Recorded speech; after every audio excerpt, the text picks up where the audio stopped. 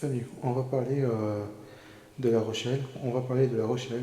7 enfants blessés par une voiture. Une vieille dame les a renversés. On va le mettre. Faites-vous votre propre opinion. Les regards se portent aujourd'hui avec un accident de la circulation qu'il va falloir étudier de près, parce que c'est un groupe d'enfants à vélo qui a été fauché par une conductrice âgée, Maxime Brandstetter. Dans quelles circonstances? Que s'est-il passé? Alors, ça se passe ce matin vers 10h. C'est un accident de la circulation impliquant une conductrice, une femme âgée de 83 ans, et au moins 7 enfants sur un groupe de 12 enfants. Qu'est-ce que faisaient ces enfants? Ils étaient à un centre de loisirs et ils se rendaient à une activité en vélo, une activité course d'orientation. Ils étaient encadrés par 2 éducateurs et cette femme âgée de 83 ans les a donc renversés. Il y en a un qui a été blessé extrêmement gravement. Il a dû être transporté en hélicoptère à l'hôpital de Tours. 2 qui sont en urgence absolue et 4 en urgence relative. Maintenant, il va y avoir une enquête qui va s'attacher à essayer de comprendre qu'est-ce qui a pu se passer. Mais que sait-on justement du contexte de cet accident, de cette route, de la vitesse? Est-ce que c'est par exemple une route qui est faite pour les cyclistes? Il y a une piste cyclable? C'est vrai que pour l'instant, on cherche les raisons de cet accident. La route, elle n'est pas accidentogène selon la préfecture. Il n'y avait pas de piste cyclable, mais une piste cyclable qui s'arrêtait un peu avant. La préfecture qui dit d'ailleurs que La Rochelle est bien équipée, va s'équiper encore plus en piste cyclable. Les enfants, visiblement, ils avaient casque, gilet jaune. Ils avaient 2 éducateurs qui étaient un devant, un derrière. Et en plus, ils avaient une formation, ils l'ont à l'école primaire pour apprendre à rouler en vélo dans la ville. La femme, elle est négative à tous les tests de stupéfiants, alcoolémie. Apparemment, elle n'a pas forcément fait d'erreur au code de la route. Donc voilà, on cherche Elle a quelle est la 83 ans. raison. Elle a 83 Elle est ans, où? elle est née Elle est en où 1941. Alors, elle a été hospitalisée, elle est forcément en état de choc. On l'a placée brièvement en garde à vue pour l'entendre et puis finalement, la police s'est rendu compte que son état ne le permettait pas. Donc pour l'instant, elle est hospitalisée Est-ce qu'on et les policiers on fait un lien déjà entre cet accident et l'âge de la conductrice? Forcément, cela interpelle, mais pour l'instant, c'est trop tôt pour faire ce lien. Il va falloir que l'enquête s'attache à déterminer déjà quelle est la cause de cet accident. Comme je vous dis, une route pas forcément dangereuse, limitée à 30 km/h, pas d'alcool ou de stupéfiants. Alors après, il faut quand même souligner que d'après les premiers témoignages recueillis, il semble que la voiture se serait déportée sur la voie d'en face alors qu'elle roulait en ligne droite et que c'est pour ça qu'elle aurait percuté les enfants. Mais ça, c'est les témoignages, ce sera à l'enquête de le déterminer. Mais justement, on va aller à La Rochelle, retrouver Igor Saïri en direct pour BFM TV, parce que Igor, vous êtes dans la rue dont on parle, vous êtes sur les lieux de l'accident. Oui, absolument. Il s'agit d'une avenue d'ailleurs. Hein. Le terme, c'est avenue. Regardez, ma caméraman va vous le montrer. C'est une avenue qui est très étroite hein, déjà, qui est à double sens. Voilà, et il y a beaucoup de circulation. Hein. Voilà, les voisins de ce quartier résidentiel me disent tous qu'il y a beaucoup de circulation du matin au soir. Et vous le voyez. Eh bien, cette limitation à 30 km/h, là aussi, on me l'a dit à plusieurs reprises, est rarement respectée. Voilà, il y a encore une dame qui me le dit à l'instant dans la rue. Cette limitation est rarement respectée. Donc, très étroite, beaucoup de véhicules. Et donc, ce que vous voyez à l'image, eh bien, c'est précisément l'endroit où cette dame, avec son véhicule, a percuté ce groupe de 12 enfants à vélo qui descendaient. La voiture remontait la rue. Et forcément, ça a fait quelques dégâts. Des voisins que nous avons pu interroger me racontaient que quand ils sont sortis, ils ont vu des vélos enchevêtrés, des enfants au sol. Certains ont tenté de venir aider les secours qui sont arrivés très vite pour essayer de calmer ceux qui n'étaient pas blessés. Je vous propose de les écouter. C'était tout à l'heure, il y a quelques instants qu'on les a interrogés. Ici, par exemple, devant mon portail, j'en avais 3 ou 4 enfants qui ont dû se télescoper ou qui ont été fauchés ensemble. Ils étaient tous enchevêtrés. Et puis, il y en a un qui était vraiment... le pauvre gamin dans un état pas terrible. Là, devant ma voiture, j'avais 3 ou 4 vélos enchevêtrés avec des chaussures qui avaient giclé. Ça m'a donné une impression d'acte terroriste parce que ça faisait là des enfants enchevêtrés dans des vélos par terre, certains un petit peu pouvant parler, d'autres complètement, je pense, dans un état grave. C'est vrai que les gens... dans leur à 80%, ne respectent pas ni les croisements, ni les kilométrages. À l'heure, le secrétaire général de la préfecture de Charente-Maritime m'expliquait qu'effectivement, La Rochelle était munie de beaucoup de pistes cyclables, mais en l'occurrence, sur cette avenue, précisément là où a lieu l'accident, eh bien, il n'y a pas de piste cyclable nulle part. Et une voisine m'a dit tout à l'heure que d'autres accidents étaient arrivés les années précédentes, que cette avenue est précisément relativement dangereuse pour les piétons. Igor Saïri, est-ce que vous avez constaté que la limitation à 30 est bien signalée sur cette avenue? Non, elle n'est signalée nulle part, clairement, ni au sol, ni par des panneaux de signalisation. Il y a en plus de nombreuses priorités à droite, mais il n'y a pas, en tout cas dans mon champ de vision, ni en haut ni en bas de cette avenue, de signalisation d'une limitation à 30 km/h. Pierre Chasseret, vous voulez réagir justement sur ce point? Il se trouve, Igor Saïri pourra peut-être en faire l'observation. Pour connaître cette rue, elle a une particularité. Comme beaucoup de villes, on fait parfois tout et n'importe quoi sur le marquage au sol. Je ne dis pas que c'est l'une des causes de l'accident, car je ne les connais pas. Mais cette rue a une particularité. C'est que le panneau de zone à 30 km/h est inscrit à la peinture sur le milieu intégral de la chaussée dans un sens de circulation, pouvant peut-être donner la confusion que cette rue est à sens unique. Pour bien qu'on comprenne, le marquage au sol, c'est un 30 écrit au sol dans un grand rond sur l'intégralité de cette avenue. Ce qui peut porter à confusion lorsque l'on circule. Je ne dis pas que c'est la cause de l'accident, bien évidemment, je ne la connais pas.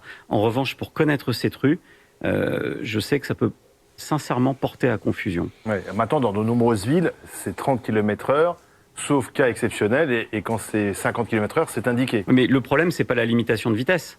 Le problème, c'est le marquage au sol. Si ce marquage au sol se vérifie sur ce que j'annonce, c'est-à-dire que le marquage au sol montre que le 30 n'est lisible que dans un sens sur les deux voies de circulation. On peut se dire qu'à ce moment-là, on peut aller des deux côtés, quoi. En fait, d'où le fait peut-être que cette femme soit déportée sur un côté de la chaussée. On voit aussi la nécessité d'installer des pistes cyclables. Alors, il faut rappeler que La Rochelle, c'est une ville historique en matière de vélo. C'est la première ville qui avait installé un service de libre service de vélo pour la population. C'était à l'époque de Michel Crépeau, qui était maire de La Rochelle, donc ça remonte à quelques années. Mais là, il y a l'absence de pistes cyclables et on voit bien que la cohabitation avec les automobilistes est plus compliquée à ce moment-là. Oui, bien sûr, il y a toujours cette cohabitation qui est difficile. Heureusement, on est notamment quand c'est des enfants, un groupe d'enfants. Moi, je me mets à la bien place. signalé, casqué. Je peux pas m'empêcher de me mettre à la place et de me dire je suis papa, j'ai 3 enfants. Je peux pas m'empêcher de me dire que dans les familles qui sont touchées, il y en a peut-être qui sont en train de nous voir en ce moment. Et c'est tristissime. C'est tristissime. Je veux dire, quel que soit... Rappeler, le bilan, il est terrible, parce qu'il y a quand même un enfant qui a été déporté en extrême urgence, au CHU, et 2 autres en urgence absolue. Quelles que soient les causes de l'accident, une seule chose à constater, c'est qu'en ce moment, on est tous un petit peu parents de ces gamins qui ont été fauchés. On a tous des gamins qui font du vélo. Là, en fait, l'endroit d'où ils partaient et l'endroit où ils arrivaient, on va pas se voiler la face, il y a 3 minutes, à peine. C'est juste terrible. Maxime évoquait aussi l'âge de la conductrice, 83 ans. Alors, l'enquête déterminera si ça a altéré peut-être ses réflexes de conductrice ou pas. On n'en est pas là, mais dans tous les cas, ça interpelle. Et justement, c'est ce que l'on va voir maintenant avec François Gapillan, savoir si précisément les seniors peuvent être plus dangereux au volant ou pas. Bonsoir François. Bonsoir à tous. En effet, on entend souvent dire que les seniors sont les plus dangereux au volant. Autant le dire tout de suite, c'est faux. En 2023, les 75 ans et plus représentent 5% des présumés responsables d'accidents mortels, donnés à mettre en perspective avec leur part dans la population, à savoir 10% selon l'INSEE, quand les 18-34 ans, eux, représentent 37% des présumés responsables d'accidents mortels, alors qu'ils représentent à peu près 20% de la population française. Tous les détenteurs d'un permis de conduire en France le sont aujourd'hui à vie. Aucune visite médicale n'est obligatoire tous les 15 ans, comme le proposait il y a peu l'eurodéputée écologiste Karima Delli au début de l'année à l'échelle du continent européen. Cette mesure a été rejetée fin février par le Parlement européen, mais chaque État membre peut la prendre à son niveau, au niveau national. D'ailleurs, 14 pays de l'Union imposent déjà une visite médicale et pour certains de façon beaucoup plus restrictive. Exemple, au Portugal, elle doit avoir lieu tous les 10 ans à partir de l'âge de 40 ans, puis tous les 2 ans après 75 ans. D'autres exemples, en Italie, c'est à partir de 50 ans, en Espagne, à partir de 65 ans, ou encore aux Pays-Bas, à partir de 75 ans. En France, on constate une forte hostilité politique, à droite et à l'extrême droite principalement, à l'image de François-Xavier Bellamy, qui écrivait ceci le jour du rejet de la proposition de sa collègue écologiste, le 28 février. Donc, après des mois de travail, nos amendements ont écarté les nouvelles contraintes que soutenaient les Verts et les élus macronistes. Il n'y aura pas notamment de renouvellement du permis sous condition. J'ajoute quand même pour terminer qu'aujourd'hui, la législation française prévoit pour certaines pathologies, comme l'AVC par exemple, une visite médicale chez un médecin agréé par la préfecture pour vérifier sa compatibilité temporaire ou définitive avec la conduite. Et la sécurité routière rappelle bien que si vous ne passez pas de visite et que vous êtes responsable d'un accident lié à une pathologie incompatible avec la conduite, alors vous n'êtes pas couvert par votre assurance. Et cela, peu importe votre âge.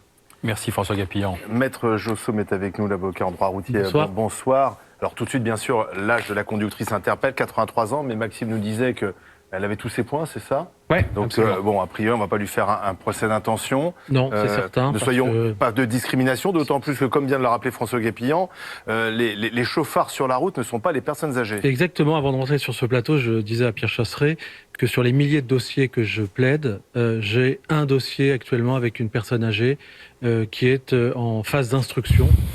Ces seniors ne boivent pas, ne se droguent pas, roulent très rarement plus vite que la vitesse réglementaire, ne roulent pas la nuit la plupart du temps et peuvent être soumis à des contrôles médicaux. Et en fait, la pierre angulaire de cette problématique, elle est là. C'est-à-dire qu'aujourd'hui, les préfets disposent déjà, j'allais dire, d'une arme législative.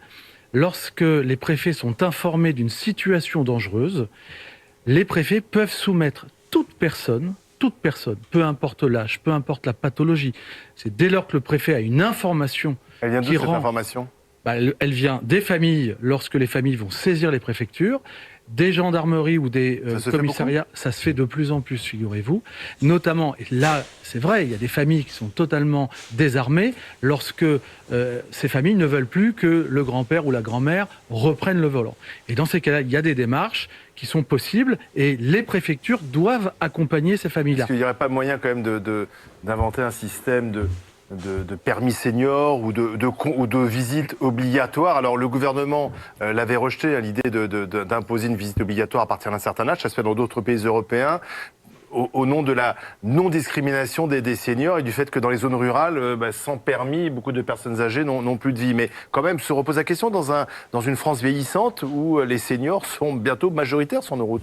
Encore une fois, on va stigmatiser un âge. Mais sans stigmatiser, ça peut aussi aider à faire prendre conscience au conducteur que il faut qu'il arrête de conduire parce qu'il n'en a plus la capacité. Si un médecin le dit, c'est peut-être d'une manière générale, je suis contre les mesures générales et absolues. Je préfère qu'elles soient ciblées, parfois donc anticipées, lorsqu'il y a effectivement des signaux.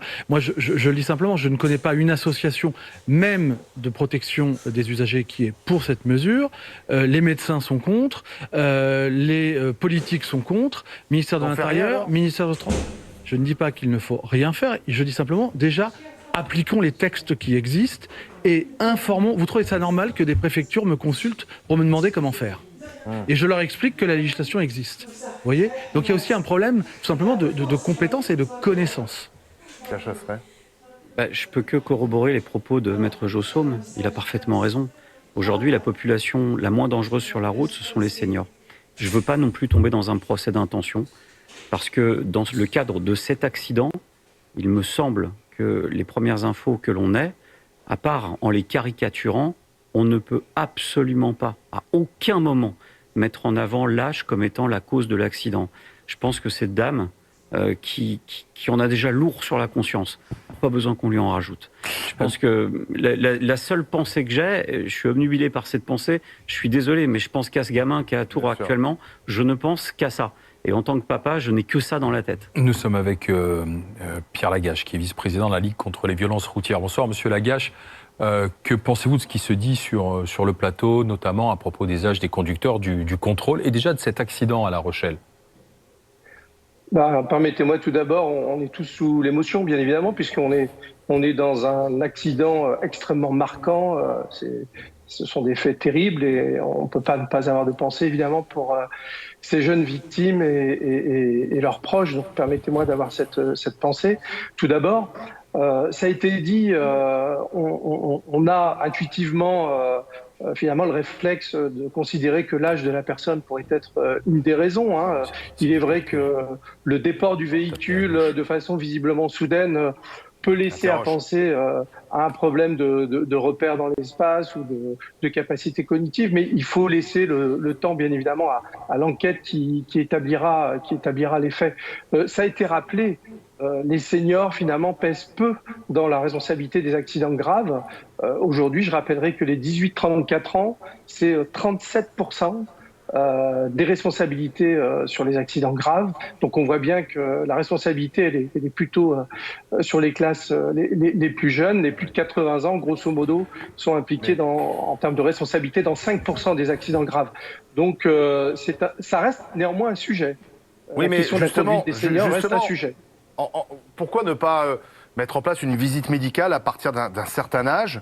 Je vois pas en quoi, moi, c'est stigmatisant. Ça peut aussi aider à la personne en question à prendre conscience de son état, parce qu'on se rend pas toujours compte qu'à un moment donné, on n'est plus capable, on n'a plus les réflexes de conduire un véhicule dans une ville avec beaucoup de circulation. C'est ce que nous a dit Igor, des vélos, des voitures. Oui, bien sûr, ça paraît une mesure de bon sens, mais il faut toujours se méfier du bon sens en matière de sécurité routière, parce que les expériences qui ont été menées dans les pays qui ont mis en place cette visite médicale sont quand même extrêmement mitigées. Voilà. Si c'était la solution miracle, vous pensez bien qu'une association comme la nôtre pousserait vraiment énormément pour que cette mesure soit mise en place. Ça existe en Espagne, par exemple? Oui, tout à fait, mais les résultats ne sont pas extrêmement probants. Nous avons beaucoup de relations avec l'Espagne et malheureusement, je dirais, ce principe de visite médicale obligatoire n'est pas aussi efficace qu'on pourrait le croire, sans doute pour plusieurs raisons. La première, c'est que c'est un dispositif extrêmement lourd à gérer, donc il y a sans doute des trous dans la raquette, mais il y a aussi la question de quelle visite médicale. Voilà, les spécialistes avec lesquels on est en contact nous expliquent que détecter des aptitudes à la conduite, ça ne se règle pas en une visite médicale d'une demi-heure. Voilà. Oui, mais est-ce que c'est au médecin qui est pas simple. D'accord. Mais c'est peut-être, Pierre Lagache et Rémi Jossaume, c'est peut-être pas au médecin de détecter les aptitudes à la conduite. Peut-être qu'à ce moment-là, il faudrait refaire un petit stage pour voir si on a tous les réflexes, toute la mobilité nécessaire. Avec un moniteur d'auto-école. Il y a un acteur dont on n'a pas parlé aujourd'hui, c'est le médecin de famille. Aujourd'hui, le médecin, il est couvert par le secret professionnel. On pourrait envisager une réforme qui viserait à lui donner un rôle beaucoup plus actif, notamment d'alerte, peut-être auprès de la famille, peut-être auprès des autorités, pour justement que cette prise de conscience, elle soit intégrée dans le cadre d'une relation de proximité. Mais ça, c'est le médecin, mais ce que dit Alain, c'est pourquoi pas un petit test avec un moniteur d'auto-école pour voir si effectivement on est toujours capable de conduire. Il y a des centaines de milliers de visites médicales pour des infractionnistes d'alcool, de stup ou de vitesse. Vous passez en commission médicale ou devant un médecin. Il y a des semaines, voire des mois d'attente pour avoir des visites médicales basiques. Imaginez qu'on soumette des millions de Français à des visites médicales, la machine ne peut plus fonctionner. La machine ne marchera plus, tout simplement. Alors, Pierre Chasseret, c'est pas une bonne proposition. En fait, le truc à bien prendre en considération, c'est que toute mesure qui est prise sous le coup de l'émotion est toujours mauvaise. On parle pas de ça, on parle simplement de réflexion, de réfléchir. Mais cette réflexion, elle doit s'engager. Il y a un sujet, mais il y a un sujet qui dépasse l'âge. Vous avez, et Rémi Jossaume le disait, vous avez l'alcoolémie, elle vous touche à tous les âges. Aujourd'hui, quand on regarde les statistiques d'accidents, si on regarde la population la plus à risque sur la route, ce sont les jeunes de 18 à 25 ans. Il y a le cannabis. Évidemment. Donc, mais il y a aussi les médicaments aujourd'hui dans une société. Bien sûr. La question de vieillir et conduire doit se poser. Mais ça, le médecin, pour le coup, le médecin a une responsabilité. C'est lui qui prescrit les médicaments. Et le pharmacien aussi. Moi, je vous explique. Je pense que la question du vieillir et conduire doit se poser, mais c'est pas vieillir ou conduire. C'est vieillir et conduire. C'est comment continuer en toute sécurité à préserver la mobilité de chacun. Et on va mettre une autre vidéo. Hop, on va mettre une autre vidéo qui dure... je sais pas combien qui dure. Tous les justices de BFM TV parce qu'on va parler de ce qui s'est passé à La Rochelle. Avec cet accident de la circulation terrible, une conductrice qui a fauché un groupe de cyclistes en plein centre-ville, et ce sont des enfants. Déjà, que sait-on ce soir des circonstances de l'accident, Maxime ? On sait que ça se passe un petit peu après 10 heures, qu'il y a effectivement ce groupe d'enfants. Ils sont dans un centre aéré, ils se déplacent en vélo avec des casques, des gilets fluo et encadrés par 2 éducateurs pour aller à une activité, une course d'orientation. Et dans cette rue, c'est une rue, ça se passe à l'angle de la rue Jules Ferry et de l'avenue Coligny. Eh bien, il y a en face une conductrice qui est âgée de 83 ans et qui va percuter le groupe d'enfants. Au total, ils sont 12 enfants, elle en renverse 7. Il y en a un qui est dans un état extrêmement grave, qui a été transporté en hélicoptère à Tours. Il y a 2 qui sont en urgence absolue et 4 autres qui sont en urgence relative. Alors, que sait-on de la conductrice elle-même alors qu'elle est âgée? Est-ce que c'est son âge qui est en cause ou pas? En l'état, l'enquête ne dit pas spécifiquement que son âge est en cause. On sait juste qu'elle a 83 ans, mais il n'est pas question de ça. Sur ce qu'on sait, on sait que sur les tests stupéfiants, alcool, c'est négatif. Elle n'avait pas bu ni pris de drogue. On sait que la route n'est pas spécialement accidentogène. En tout cas, c'est la préfecture locale qui l'assure, qu'elle est limitée à 30 km/h. Alors, d'après les premières constatations, les premiers témoignages, il semble qu'elle se serait déportée en roulant en ligne droite. Elle se serait déportée vers les enfants et les aurait ainsi percutés. Mais ce sera aussi à confirmer pour l'enquête. En l'état, on ne sait pas vraiment ce qui a causé cet accident. Tout ça, c'est en ce moment en train d'être vérifié par les enquêteurs. Est-ce qu'on a pu l'entendre? Eh bien, au début, elle a été brièvement entendue en garde à vue, mais elle était en état de choc, elle a été hospitalisée. Aux dernières nouvelles, son état n'était pas compatible avec une audition. Vous parliez de cette avenue, on va y aller justement et retrouver Anne-Sophie Varmont en direct pour BFM TV. Vous êtes sur cette avenue de La Rochelle, vous êtes sur les lieux de l'accident, Anne-Sophie.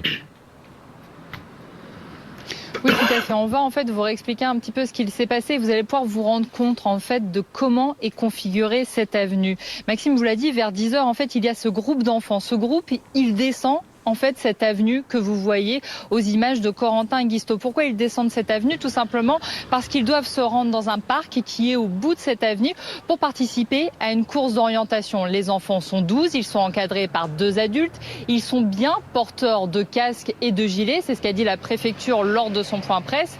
Et là, comme vous l'expliquez Maxime, en fait il y a la voiture qui arrive en sens inverse, donc a priori juste là, et sans que l'on comprenne vraiment pourquoi, cette voiture va se déporter sur la voie opposée et donc faucher le groupe d'enfants. Vous vous en doutez, les images sont extrêmement choquantes, notamment pour les habitants du quartier qui expliquaient ce qu'ils avaient vu. Écoutez-en une au micro de Célia Vallée. Ici, par exemple, devant mon portail, j'en avais 3 ou 4 enfants qui ont dû se télescoper ou qui ont été fauchés ensemble. Ils étaient tous enchevêtrés. Et puis, il y en a un qui était vraiment... le pauvre gamin dans un état pas terrible. Là, devant ma voiture, j'avais 3 ou 4 vélos enchevêtrés avec des chaussures qui avaient giclé. Ça m'a donné une impression d'acte terroriste parce que ça faisait là des enfants enchevêtrés dans des vélos par terre, certains un petit peu pouvant parler, d'autres complètement, je pense, dans un état grave. C'est vrai que les gens... dans leur à 80%, ne respectent pas ni les croisements, ni les kilométrages. Vous avez entendu cette scène terrible racontée par cette témoin. Et en fait, c'est le sentiment que l'on a de cette rue, de cette ville qui est choquée par ce qu'il s'est passé. Et cela a créé une tension dans le quartier. Depuis tout à l'heure, avec Corentin, on assiste vraiment à des scènes de tension entre les vélos et les véhicules. Et tous disent, est-ce que vous voulez qu'il se passe un nouvel accident? Pour faire un petit peu ressentir l'émotion qui est en train en fait, de prendre toute la ville de La Rochelle ici. Anne-Sophie Varmont avec Corentin Guistaud en direct de La Rochelle. Et de cette avenue où a eu lieu l'accident. Anne Navot est avec nous, la déléguée générale de l'association Prévention Routière. On est sur une avenue qui n'a pas de piste cyclable. Pourtant, La Rochelle, c'est vraiment la ville du vélo, historiquement, avec un maire qui a toujours cru, à l'époque, Michel Crépeau, au vélo, qui avait mis en place ses premiers vélos en libre service. Mais là, il n'y a pas de piste cyclable. On a les témoins qui nous disent les gens arrivent un peu vite sur cette avenue, à double sens. Visiblement aussi, selon nos propres constatations, il n'y a pas de panneau 30 km/h à cet endroit. C'est inscrit un peu plus haut sur le bitume. Est-ce que toutes ces circonstances peuvent expliquer ce qui s'est passé? Les circonstances, elles sont effectivement dramatiques et pour notre association, on est d'autant plus choqués que vous savez que chaque année, on sensibilise à peu près 200 000 enfants de cette tranche d'âge, entre les primaires et les maternelles. On est là dans les écoles pour justement sensibiliser à la prévention routière et à la pratique du vélo. Là, il n'y a pas de doute sur le fait que toutes les consignes avaient été bien les enfants étaient casqués. Les enfants étaient casqués, signalés. Ils avaient les gilets rétro-réfléchissants, donc ils étaient visibles. Entourés d'adultes. Ils étaient entourés d'adultes, donc là, on est vraiment sur quelque chose de parfait. On est dans une zone 30, mais tout La Rochelle est en zone 30. La seule différence, c'est qu'effectivement, il n'y a pas de piste cyclable à cet endroit. Et ce qui a été effectivement pointé par la municipalité ou par un certain nombre de journalistes de la PQR, c'est qu'on est sur une rupture de piste. C'est qu'à cet endroit-là, peut-être que les enfants, ils arrivaient d'un endroit où il y avait une piste, ils étaient sur une partie où il n'y a pas de piste. Et donc...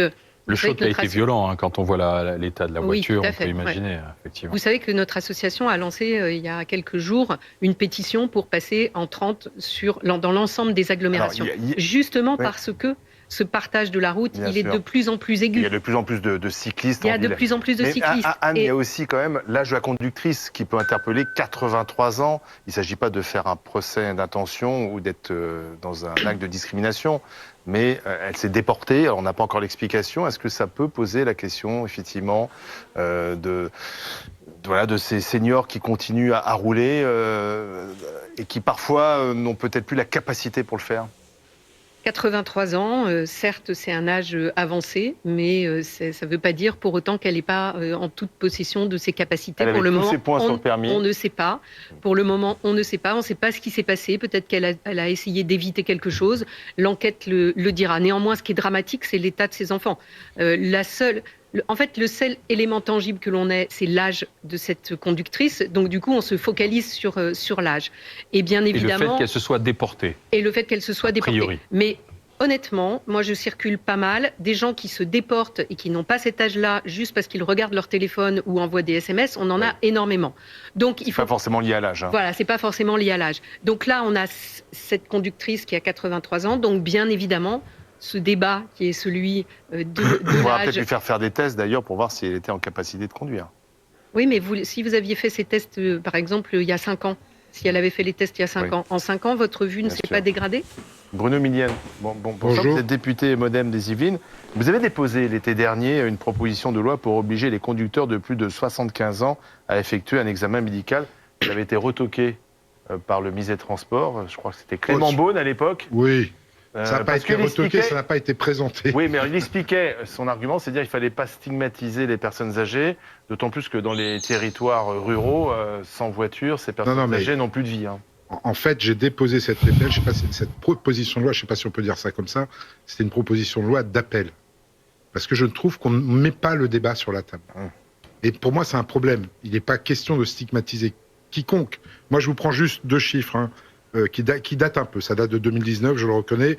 Le bulletin d'analyse des accidents de la circulation nous a montré en 2019 que dès lors qu'elles sont impliquées dans un accident corporel, les personnes de 75 ans et plus sont à 82% du temps présumées responsables. C'est le plus haut taux, toute tranche d'âge confondue. C'est pas pour les stigmatiser. Les 18-24 ans, c'est 77%. C'est énorme. C'est pas pour les stigmatiser. Il y a un moment où il va falloir qu'on débatte d'une chose assez simple. Vieillir et conduire. Exactement. Vieillir et conduire. Pas vieillir ou conduire. Vieillir et conduire. Donc évidemment, il y a la prévention, il y a tout ce qu'on pourra faire en amont, il y a aussi les alternatives qu'on peut donner aux personnes âgées qui, du jour au lendemain, moi ça m'arrive dans la famille, j'arrive à un âge où j'ai des parents qui sont assez vieux, un des deux, on a rendu la voiture, là aujourd'hui c'est pas possible. Alors c'est bien parce que... Parfois c'est difficile parce que la personne ne veut pas. C'est très compliqué. Et il faut surtout qu'ils aient des alternatives, parce qu'il n'est pas question de les assigner à résidence et qu'ils puissent plus circuler. Enfin, les principaux trajets à partir d'un certain âge, c'est aller chez le médecin ou aller faire ses courses, globalement. Donc je pense qu'il faut qu'on interroge un petit peu sérieusement cette question. Dans une France qui vieillit. Oui, dans une France qui vieillit, ou dans une Europe qui vieillit d'ailleurs. Tout, et j'ai poursuivi les études, je voyais Madame Lavaux qui voulait réagir à mes propos, mais j'ai poursuivi les études, j'ai vraiment posé ça pour qu'on en discute. Pour l'instant, c'est pas arrivé. Toutes les expériences... C'est un sujet tabou, parce que politiquement, c'est un peu un sujet tabou. on a peur de... c'est un sujet tabou. Moi, il n'est pas question de stigmatiser les personnes âgées. Je veux qu'on en parle, et surtout les expériences, si vous faites un benchmark européen avec uniquement les examens médicaux, ça ne marche pas. C'est-à-dire qu'il faudrait faire un examen de conduite ? Il faut trouver quelque chose, il faut qu'on se mette sérieusement autour du sujet et qu'on trouve des solutions, et des solutions aussi pour les gens qui sont Au Portugal, la visite médicale a lieu tous les 10 ans à partir de 40 ans, puis tous les 2 ans après 75 ans. En Italie, c'est à partir de 50 ans. En Espagne, à partir de 65 ans. Et aux Pays-Bas, à partir de 75 ans. Maître Joska, est-ce que c'est une bonne idée d'aller vers ces pistes-là ? d'une visite médicale ou d'un examen de conduite imposé à un certain âge? D'une façon générale, les politiques sont très frileux justement d'imposer ça pour la bonne et simple raison. Ils savent très bien que c'est les personnes âgées qui votent. Donc ils risquent, de se retrouver avec un certain nombre de personnes âgées contre eux, et puis des personnes âgées aussi en rupture. À la campagne, qui ne pourraient plus conduire du jour au lendemain.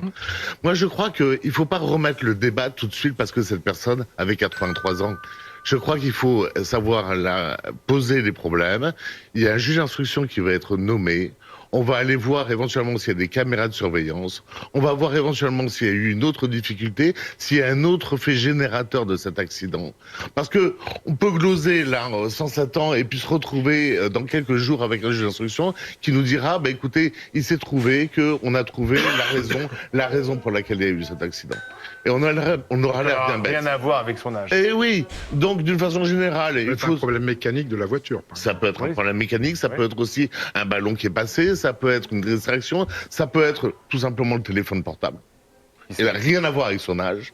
Ça peut être éventuellement, enfin, une infinité d'éléments générateurs. Bien sûr. Qui pourraient Pas de procès d'intention. Pas de procès d'intention, mais je vous rappelle qu'en début de semaine à Nice, il y a un conducteur de 97 ans qui a tapé dans une voiture alors qu'un monsieur était en train de mettre ses 2 enfants à bord. Il lui a dit, écoutez, je conduis mieux que vous. Il a redémarré et boum, il a emplafonné une autre voiture un peu plus loin. Et ce matin, il y a eu un accident de quelqu'un qui a eu le permis de conduire avant-hier et qui a failli aussi tuer quelqu'un d'autre. Non, mais si vous me permettez... Ce sont les jeunes qui sont, entre guillemets, les plus dangereux. Oui, exactement. Et on sait très bien que les personnes âgées, la plupart du temps, font pas. Attendez, parce que nous sommes avec une invitée qui est avec nous. Il s'agit de Séverine. Séverine est la fille de Marcel, 83 ans, qui a été fauché et tué par un automobiliste de 81 ans. Bonsoir Séverine, automobiliste de 81 ans qui, du côté de Saint-Malo, a eu 2 accidents à intervalles assez raccourcis. Il a tué 2 piétons en 3 mois. En 3 mois. J'ai entendu un petit peu tout ce qui se disait. Je sais pas, c'est pas parce que vous avez... il s'agit pas, moi je suis en empathie totale avec les parents qui doivent se dire qu'ils avaient leur enfant ce matin et qui doivent avoir basculé dans un autre monde là, et ça me rappelle des souvenirs assez désagréables puisque mon père a été renversé aussi en protégeant sa petite fille. Voilà, donc je me mets vraiment à leur place déjà, comme tout le monde j'imagine. Ok, il y a le débat des jeunes, mais en fait, moi je suis d'accord avec monsieur le député, on met il y a quand même un souci de vieillissement qui se suit porté en Europe. C'est bien qu'il y a quelque chose à faire et qu'il ne faut pas mettre la tête dans le sable. Moi, je crois que vous n'imaginez pas le nombre de personnes qui m'a appelé en disant « J'arrive pas, mon papa, ça devient un vrai problème, on lui a caché ses clés ». Ou un médecin qui m'a appelé, 2 ou 3 médecins, amis de la famille, qui m'ont appelé en me disant « Tu sais, je ne sais pas quoi faire en fait. Je sais que ce monsieur ne peut pas conduire. Il va provoquer un accident grave un jour. » Mais je suis allée voir le poste de police, on m'a dit que ce n'était pas possible. Comprenez pas ma déposition. Pardon, mais Séverine, je crois que la loi déjà le propose et que les préfets peuvent intervenir et imposer effectivement l'arrêt de la conduite. Mais bien sûr, vous avez tout à fait raison, mais pour que ce soit, il faut que ce soit connu pour ça. Vous y avez accès, moi j'y ai accès, mais tout le monde n'y a pas accès. Et la démarche est lente. Moi je vous dis, ça fait 11 mois que ça s'est passé. Dans un mois, ça sera la date anniversaire à 2 jours près du décès de mon père et renversé. Mais vous imaginez quand même que ce monsieur, il y a quand même des gens qui n'ont pas toutes leurs facultés à partir d'un certain âge. Je suis désolée, il renverse une première personne qui est décédée sur le coup. Mon père n'est pas décédé sur le coup aussi. Ça a fait qu'aggraver aux choses, mais il a reconduit.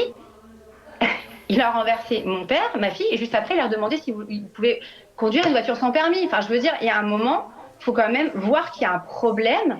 Mais un déni, il y a un déni chez certaines personnes âgées qui ne se rendent pas compte. Et il faut les aider. Voilà. Donc il faut peut-être les aider. Il ne s'agit pas de... voilà, on est tous... C'est difficile d'empêcher ses parents... Alors attendez Séverine, puisque comme nous sommes avec le législateur, avec le député Bruno Millienne, alors on fait appel aux médecins de famille. Comment est-ce qu'on fait dans C'est beaucoup plus compliqué que ça, parce que moi j'ai travaillé ensuite, et puis vous le verrez sûrement, on va lancer quelque chose la semaine prochaine pour élargir le débat et le faire vraiment sans jeter d'anathème, le faire le plus sereinement possible, parce que c'est un problème compliqué, excessivement compliqué. Je ne pense pas qu'il y ait de solution simple. Oui, mais à chaque fois on dit c'est compliqué, non, du coup on n'agit pas. C'est compliqué parce que les médecins, moi je... Ça devait être compliqué chez nos voisins européens, et pourtant ils ont légiféré. Non mais oui, ils ont légiféré, sauf que ça marche pas, l'histoire de la visite médicale. Oui, les résultats sont pas probants. Les résultats sont pas très probants. Voilà, donc ça... pour moi, la visite médicale qui va, au bout du compte, peut-être interdire de conduire, ça doit être le dernier recours. Il y a des choses à faire avant et je veux qu'on inventorie par exemple toutes les pistes. Il y a des expériences qui sont menées dans certaines auto-écoles. Je vous prends un exemple assez simple. Je ne sais plus où est cette auto-école, mais il y a un simulateur. On demande au conducteur âgé les trajets qu'il fait. Je vous ai donné les 2 principaux. On fait sur le simulateur le trajet le plus commun qu'il fait et on voit les passages accidentogènes sur ce trajet-là, comment il se comporte lui, pour des problèmes aussi de vision, de largeur de vision. De réflexe, de mouvement de pouvoir tête, tourner la bien tête. sûr. Enfin, des choses qui s'amenuisent évidemment, Donc, on pourrait forcément imaginer avec ça. l'âge. Et on propose au final, parce que tout ça c'est analysé par le simulateur, et on lui propose le trajet le moins accidentogène possible. Donc il faut qu'il change ses habitudes. Il y a plein de choses à essayer. Donc, vous êtes d'accord pour ça, Madame Lehaut? Ouais. Alors, il y a beaucoup de choses qui ont été dites, il y a des choses qui sont déjà faites, alors sans doute pas suffisamment. Mais nous, pour revenir sur l'histoire de la visite médicale, nous, on dit à l'association que c'est un double anesthésiant. C'est un anesthésiant du côté souvent des pouvoirs publics ou du gouvernement qui, dans les 14 pays européens, en tout cas, c'est majoritairement ce qui s'est passé. Il y a eu un drame du type de celui d'aujourd'hui. Une loi est passée et on a l'impression d'avoir réglé le problème. Donc hop, on dit... Pas de loi émotion. Ça, c'est le premier anesthésiant. Deuxième anesthésiant, moi, je vais voir mon médecin. Mon médecin me signe un papier comme quoi pendant 10 ans, je peux conduire. Eh bien, des associations comme la nôtre qui font des actions de prévention, pas suffisamment visiblement, auprès des seniors, on va nous dire non mais attendez-vous, vous êtes très mignons. Mais moi, mon médecin m'a dit que je pouvais conduire pendant 10 ans. Donc pendant 10 ans, vous me fichez la paix. Il va falloir quand même mettre en place des infrastructures qui vont permettre à nos personnes âgées de se nourrir, de se déplacer. Bien sûr. Donc ça va être le maire, ça va être le député qui va être responsable d'aller chercher un tel ou un tel au fond de sa ferme parce qu'on lui a retiré le permis de conduire et qu'il faut qu'il aille voir le médecin. Il pourra pas payer forcément le taxi. Qui ira faire les courses? Enfin, vous voyez, ça implique d'autres problèmes aussi. C'est une problématique globale. Mais gros sous, en fait, de gros sous, c'est ça le problème. Quand monsieur le député dit qu'il faut s'emparer du sujet et qu'il dit qu'il le met sur la table, il a raison, il le met sur la table. Mais il ouvre la boîte de Pandore parce que la réalité, c'est une problématique de mobilité globale des seniors et l'association travaille actuellement à un programme que nous essayons, et je vous en parlerai hors antenne, de porter auprès du gouvernement, qui est un programme qui doit inciter à la multimodalité, mais dès notre âge à nous. C'est-à-dire que c'est pas quand on a 75 ou 80 ans qu'on change d'habitude de mobilité. En revanche, si dès 55, 60 ans, on se dit, OK, je prends pas systématiquement la voiture, mais j'utilise les transports en commun, j'utilise le covoiturage, j'utilise éventuellement le vélo et la marche, et bien finalement, on vieillira multimodaux et on prendra des habitudes nouvelles. n'évitera pas des accidents comme celui-là, mais en tout cas, on aura une approche différente de la mobilité des seniors. Oui, parce que, monsieur le député, il y a aussi des habitudes. Il y a une génération peut-être absolument, très accrochée à la voiture. Indépendamment des habitudes. Dès qu'on supprime la voiture, on supprime une part de ces personnes. Indépendamment des habitudes, vous voyez bien le rapport qu'ont les Français à la bagnole. Enfin, moi, le premier, m'enlever ma voiture, ça va pas bien se passer. Donc voilà, déjà, pour commencer. Mais en plus, et c'est bien que vous le signaliez, Madame Lavaux, mais il y a plein d'expériences qui sont menées sur les territoires. Moi, ce que je veux dans les études qu'on va faire avec mes collègues députés, c'est les retours d'expérience. C'est les retours d'expérience. Il y a des associations de seniors qui existent et qui s'organisent justement pour éviter l'assignation à résidence de seniors qui peuvent plus circuler. Il y a du blablacar senior. Enfin, il y a plein de solutions. Il faut d'accord pour qu'il y ait ces retours d'expérience. Séverine, vous écoutiez justement les différentes pistes de travail. Bien sûr, le fait, c'est pas de stigmatiser, mais comme l'a posé le député, de poser le problème sur la table, de ne pas la mettre la tête dans le sable. Et effectivement, il y a plein de problèmes qui se posent, mais il y a un moment donné, les cacher, ça va pas changer les choses, ça sera autre chose la prochaine fois. Merci, messieurs, dames, merci d'avoir participé à ce débat, merci bien. Dites-moi dans les commentaires si la vidéo vous plaît, partagez la vidéo, abonnez-moi à ma chaîne YouTube, Twitch, TikTok, Instagram. Abonnez-moi à ma chaîne, cliquez sur la cloche pour ne rien rater et je vous dis à plus tard.